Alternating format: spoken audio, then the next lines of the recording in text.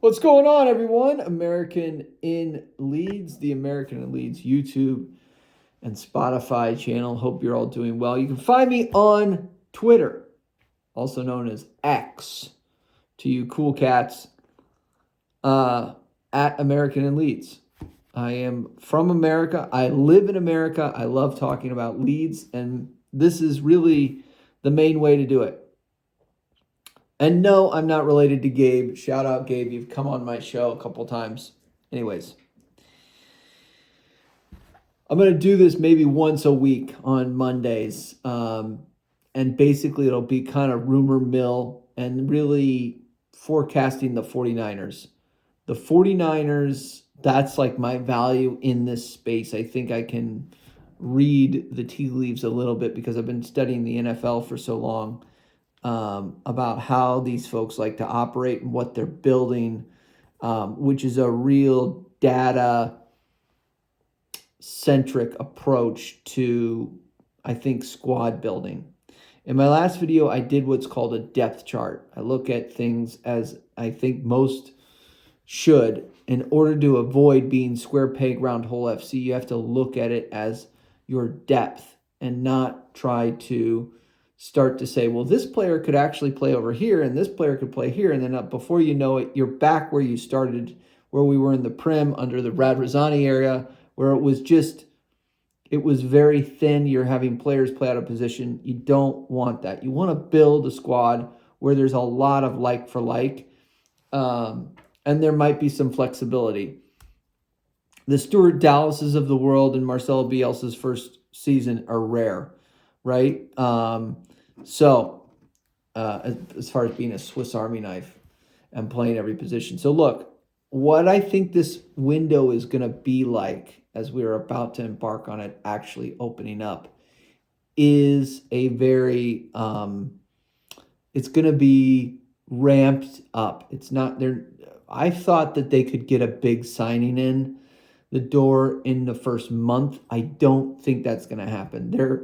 They're patient operators, the 49ers. They're not going to get desperate and overpay, which is really what happened when you think back at Rodrigo Moreno and their first signing. Rodrigo Moreno, we I think was a little bit of an overpay, an established Spanish international, but really not a player that I think, given his age and given Bielsa's system, we should have paid for. It was I thought it was a glossier kind of signing. And you see that kind of up and down Radrazani's era. You had some good signings, and then you had some signings that were out of place. So anyways, we're shopping in 3 markets, okay? I think we're going to be shopping in this championship market, championship plus market, where they've been established championship players. They're successful there, but they're not really necessarily established in the Prim. I also put that as the free market, maybe a free market in the Premiership, and I'll go through these lists too. Who I'm thinking. And then this European market, okay, and then a Premier League established mid-career £50 million player, okay? So let's go through this. Championship free market. Firpo, Byram, Callum Wilson. These are the rumors over the past few weeks. Vardy, Isidore. Look, all at different ages. The Firpo and Byram retain list that got established last week, those are low-hanging fruit contracts that I think, we don't want to be square peg round hole FC and thin. Those are low-hanging fruit contracts. Get them done. You cannot look, and I'm trying to reach across the screen and grab you by the scruff of the neck. You cannot look at this as, hey, are they Premier League? Are they Premier League? This isn't a Premier League player. You can't look at it like that. We're going to be in a relegation scrap starting week 1, right? And you need depth. There's things that happen, red cards. You look at Ipswich's, just go through their season. There's a red card every other game, maybe every 3 games. They get a red card, they get a player suspended. The dark arts are a whole thing. Refs aren't going to be calling, they're never on our side, right? So they're not going to be calling stuff for us. The suspensions will be an issue. Injuries will be an issue, even though we're not playing as many games. Okay. So Firpo, Byram on the retain list. I think they both come back. We'll see. I mean, Firpo's going to be maybe bid with Bettis. I think Firpo comes back. Byram, why wouldn't he come back? Why? I mean, this is his chance, maybe last chance to play in the Premier League, and he'll be okay sitting on the bench. Good player. Callum Wilson, Jamie Vardy, Isidore. Okay, Isidore's kind of different. He's a little bit younger. Callum Wilson and Vardy are those senior level strikers. Again, if one of those players comes in, I don't think it'll be Vardy. I think there is a little bit more to the Wilson rumor, but that is a low-hanging fruit signing. Get somebody in that has experience. Again, you will not see. I'm just preparing my audience because I can see it in the middle of June and late June when we haven't had any glossy signings. Are the 49ers skint? Can they really compete in this league? Do they have any money? Do they just want to go back down? It's going to happen. The rumors are going to be there. Why haven't they signed anybody?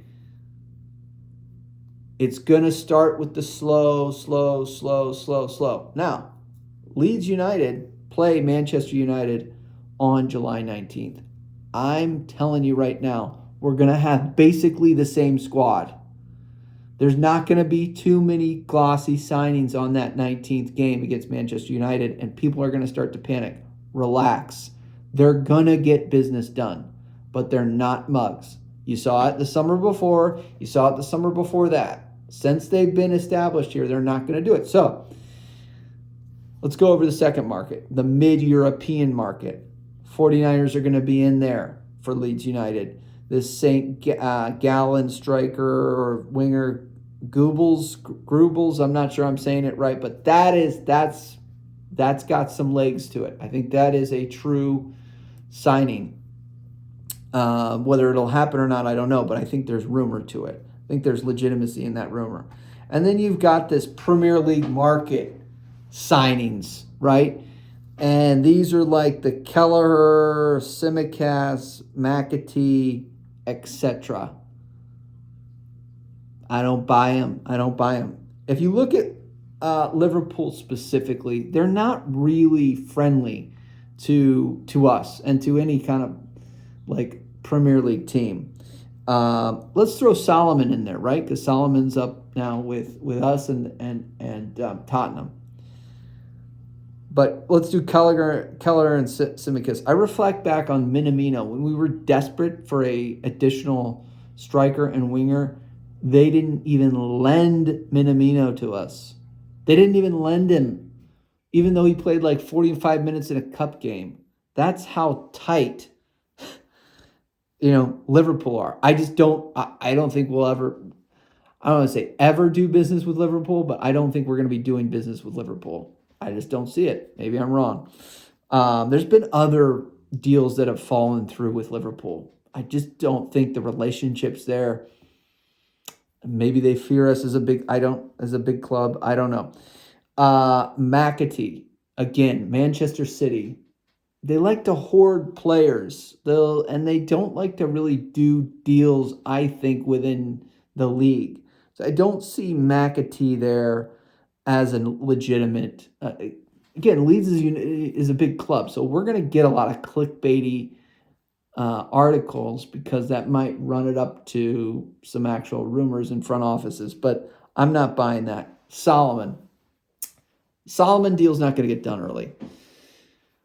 Spurs don't know where they're going to play. They could play in Europe. They could play in the Champions League. They could be playing in just, cup games. I don't think that they have a transfer strategy in place, number one. Number two is Daniel Levy, while we were in the Championship, might have been more friendly than Daniel Levy when we're in the Premier League. So, again, 49ers won't be mugs. Daniel Levy won't be a mug. And we'll see how that transfer goes. If it does happen, it's going to happen late. It's going to happen maybe in August when we're a couple of games into the season.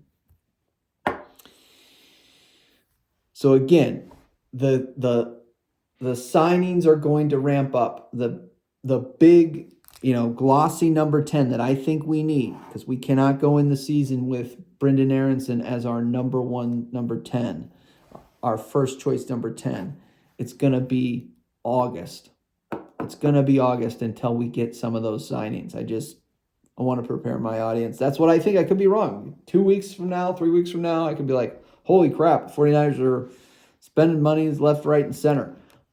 I don't see it, but it could happen.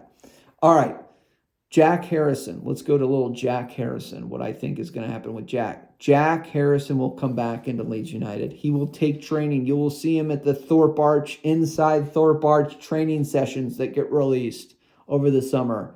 You'll see Jack in Leeds United training gear. I don't know if he'll be in any of the pictures for the new kits or anything like that, but Jack Harrison will be back at Leeds United. Again, the 49ers don't work quickly. They're going to say, how can we get maximum value out of this player? Is it going to be in Europe? Is it going to be in the championship? Is it going to be, can they do something where they do send him back to America? I don't know, but Jack Harrison will be at Leeds for the summer. You might even see him on the bench at the Manchester United game. Maybe Farke wants to take a look at him at some of the friendlies. Don't panic. He will be moved, in my estimation, but not immediately, not right away. And then again, let's look at my shopping list. This is my shopping list if I'm Leeds United. I want to build from the back. I want a goalie.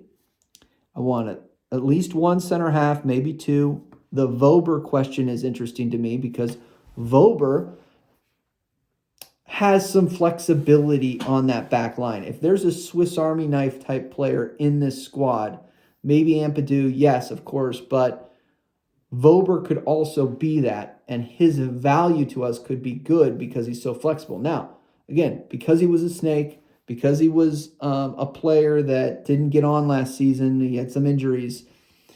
If he's healthy, he's a player that I might want to keep. Remember, when we went down, Vober was one of the players that I wanted to retain out of the core four, and I thought that was Tyler Adams, Vober.